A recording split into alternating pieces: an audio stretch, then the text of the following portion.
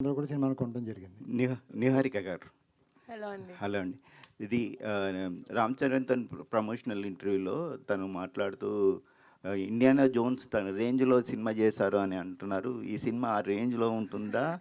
రామ్ చరణ్ గారు ఈ సినిమా చూసారా? సో బేసిక్గా మా ఫిల్మ్లో ఒక సీక్వెన్స్ ఉందండి. That is like a little adventurous, కొంచెం పీక్ అడ్వెంచర్లో ఉంటుంది. It's a very small sequence. So అది తను చూసినప్పుడు చెప్పాడనమాట, సంగీత అలా ఉన్నాడు, ఇంకా సీక్వెన్స్ కూడా ఇండియానా జోన్స్ ఆ కొంచెం అడ్వెంచర్ ఫీల్ ఇస్తుంది అని. So that sequence we are all very very happy actually. చిన్న సీక్వెన్స్ అయినా కూడా ఇంపాక్ట్ చాలా బాగుంటుంది అది. సో రామ్ చరణ్ గారు చూసారండి ఈ సినిమా? లేదండి, పాపం మా అన్నకి దెబ్బ తగిలింది. అయినా కూడా తన సినిమా షూటింగ్ చేస్తున్నాడు. ఈ టైంలో నా సినిమా చూడని నేను ఎలా అడుగుతాను? చూస్తాడు కదా, 100% చూస్తాడు. గుడ్ లక్ అండి. Thank you. Ramesh garu, sorry sir, దానికి చిన్న edition. Ram Charan garu was being very sweet sir. మా బడ్జెట్స్లో మా కన్స్ట్రెయింట్స్తో మాకు తెలిసినంత వరకు ఒక ఇండియానా జోన్స్ స్టైల్ని టచ్ చేయని ట్రై చేశాను సార్, అంతే. అంటే మళ్ళీ మీరు డైరెక్ట్గా ఇండియానా జోన్స్ ఎక్స్పెక్ట్ చేసి వస్తారేమో అని. Charan was being very sweet. But like I said sir, you know this lot of restriction, budget restriction ఉంటుంది, విఎఫ్ఎక్స్ రెస్ట్రిక్షన్ ఉంటుంది. మా పరిధిలో ఎంత చేయగలమో అంత చేస్తాం సార్ సినిమాకి, అదైతే గ్యారంటీ సార్. మీరు ఎంజాయ్ చేస్తారు సార్ డెఫినెట్లీ. విఎఫ్ఎక్స్ గురించి మేము ఎందుకు మాట్లాడామంటే మాకు అంత నాలెడ్జ్ లేకపోయినా సరే నేర్చుకుని చేసాం సార్. అంటే we don't want you to, అంటే మళ్ళీ మీరు తర్వాత హాలీవుడ్ సినిమాలు కంపేర్ చేస్తారని టెన్షన్ ఉంటుంది సార్ మాకు ఎప్పుడు, ఎవరికైనా సరే, ఏ సినిమాకైనా సరే. బట్ ఓవర్ ఎక్స్పెక్టేషన్ ఉంటుంది సార్. ఈ సినిమా ప్రైమరీలీ ఎంటర్టైన్మెంట్ సార్. దానికి విఎఫ్ఎక్స్ అంటే వీవర్ సర్ప్రైజ్డ్. మేము అంత ఎక్స్పెక్ట్ చేయలే. అరే మా బడ్జెట్లో ఇంత బాగా వచ్చిందంటే మేము సర్ప్రైజ్ అయ్యాం sir. So we hope you enjoy the film for the entertainment sir. మళ్ళీ మీరు ఇండియానా జోన్స్ లాగా లేదు అలా అన్నారని ఎందుకు సార్ మాకు? సంగీత్, మీకే ఇంకో క్వశ్చన్. సో ఈ ప్రమోషన్లో నిహారిక గారు మీకు షాక్ల మీద షాక్లు, సర్ప్రైజ్లు ఇస్తున్నారు. సో రామ్ చరణ్ గారు వచ్చారు, పవన్ కళ్యాణ్ గారు మొన్న ఈవెంట్కి వచ్చారు. సో రామ్ చరణ్ గారు సడన్గా రావడం మీ అందరికి ఎలా అంటే ఫీలింగ్ వచ్చింది? ఈవిడ యాక్చువల్లీ ప్రీ రిలీజ్ అయిపోయింది సార్. ప్రీ రిలీజ్ అయిపోయి జస్ట్ మేము బయలుదేరుతూ ఇంకా ప్రమోషన్ గ్రూప్లో డిస్కషన్ జరుగుతుంది ఏంటి అన్నట్టు. సడన్గా ఆవిడ అప్పుడు కాల్ చేశారనమాట. ఇలా చరణ్ అన్న చిన్న వీడియో ఇస్తా అన్నారు, రేపు వెళ్తున్నాం అంటే, ఊరుకొని నేను ఇద్దరు మొత్తంలో ఉన్నాను, మీరు నాకు ఇవన్నీ చెప్పకండి ఊరికే అని. నేను ఇంకా ఆవిడ ప్రాంక్ చేస్తున్నారు అనుకున్నా. బికాజ్ ఫస్ట్లీ ఆయనకి ఇంజురీ అయింది సార్. ఇంజురీ అయిన తర్వాత మేము ఎలా ఎక్స్పెక్ట్ చేస్తాం. సెకండ్ ఇంజురీ తర్వాత ఆయన షూట్కి వెళ్తున్నారు. సో వాటన్నిటి మధ్యలో how can you know he give us time? అసలు ఎక్కడుంది ఆయన దగ్గర టైం అని. సో ఫస్ట్ నేను నమ్మలేదు. దాని తర్వాత ఉండు బాబు నేను చెప్తాను చెప్పి ఇమీడియట్ చెప్తే దెన్ ఆ నైట్ నిద్ర పట్టలేదు సార్. మళ్ళీ నిన్న నైట్ నిద్ర పట్టలేదు సార్. అంటే ఈరోజు ప్రీమియర్స్, ఆ రోజు చరణాన్ని కలుస్తున్నాం అని. నిహారిక గారు, సో మీ ప్రొడక్షన్ పరంగా మీ ఫ్యామిలీ ఇన్వాల్వ్మెంట్ ఎంత? మీ నాగబాబు గారు కానీ, మీ వరుణ్ తేజ్ గారు కానీ, వాళ్ళ ఇన్వాల్వ్మెంట్ ఎంత? మీ సక్సెస్ని నాగబాబు గారు ఏం చెప్తుంటారు? ఎందుకంటే వాళ్ళు స్ట్రగుల్ అయ్యారు, మీరు సక్సెస్ అవుతున్నారు. సపోర్ట్ వైజ్ ఇన్వాల్వ్మెంట్ చాలా ఉంటుందండి.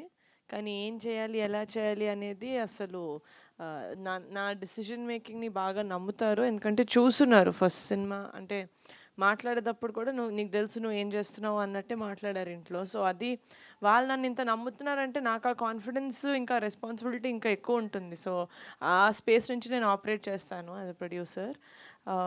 నాన్న చాలా happy, is obviously very happy మా సక్సెస్ చూసి. పవన్ కళ్యాణ్ గారికి చూపించారు టీజరు, ఆయన ఏం చెప్పారు? మీ దీని రియాక్షన్ ఏంటి? అదే చాలా బయట కూడా చెప్పాను ఇంటర్వ్యూస్లో. హీ సెడ్ ఒక టీజర్ కానీ ఒక ట్రైలర్ చూసి అరే ఈ సినిమా బాగుంది వెళ్ళాలి అనిపించేవి చాలా తక్కువ అయిపోయాయి ఈ మధ్యన. మీ టీజర్ చూసే అది చాలా కాన్సెప్టే కొంచెం కొత్తగా ఉంది కొంచెం మన సినిమాల్లో. అంటే హారర్ కాదు, అలా అని ఫుల్ థ్రిల్లర్ కూడా కాదు, కామెడీ ఇంకా హారర్ ఇంకా ఫ్యాంటసీ చాలా మంచిగా బ్లెండ్ చేసినట్టు కనపడింది. లుక్స్ వెరీ ఇన్వైటింగ్, థియేటర్స్కి చాలా ఇన్వైట్ చేస్తున్నట్టు అనిపిస్తుంది. And it looks like a family film, family entertainer లాగా ఉండింది అన్నారు. అప్పుడు చెప్పా బాబాయ్ అది ఫ్యామిలీ ఎంటర్టైనరే బాబాయ్ అని. నిహారిక గారు, కమిటీ రోల్తో పోల్చుకుంటే ఇది డెఫినెట్గా కొంచెం పెద్ద బడ్జెట్ సినిమానే రాకాస అనేది. అంటే రెగ్యులర్గా ఒక ప్రొడ్యూస్ చేసే సినిమాలప్పుడు బడ్జెట్ కంట్రోలింగ్ ఇలాంటివన్నీ ఉంటాయి కదా, మీకున్న ఎక్స్పీరియన్స్ ఎలాంటిది? అంటే ఈ సినిమా ఖర్చు విషయంలో కానీ బడ్జెట్ కంట్రోల్ విషయంలో కానీ, అంటే మీకు ఎక్స్పీరియన్స్ మన్య రమేష్ గారు లాంటి ఎక్స్పీరియన్స్ పర్సన్ ఉండటం వల్ల మీకు ఈజీ అయిపోవచ్చు. సో మీ ఎక్స్పీరియన్స్ ఎలాంటిది? అంటే బడ్జెట్ అనుకున్న బడ్జెట్లోనే పూర్తి చేశారా, లేకపోతే అనుకున్న దానికంటే ఎక్కువైపోయిందా బడ్జెట్? లేదండి, ఇట్స్ అనుకున్న బడ్జెట్లోనే ఫినిష్ చేసాం మోస్ట్ ఆఫ్ ఇట్. మాకు టైమే కొంచెం ఎక్కువ మిస్ మ్యాచ్ అయింది, ఎందుకంటే 16 రోజులు మేము షూట్ చేసిన 1 డేకి స్ట్రైక్ పడ్డం అనేది 16 రోజులు. నేను అప్పుడు కూడా ఎందుకు చాలా మొత్తుకున్నానంటే, ఒక చిన్న సినిమా చేస్తున్నప్పుడు నేను ఎంత మెటిక్యులస్గా ఒక్కొక్కటి ప్లాన్ చేసుకుంటూ చేస్తున్నానో మాకు తెలుసు. అది 1 డే షూట్, అది కూడా సెట్ షూట్ అయిన వెంటనే ఇది అయింది.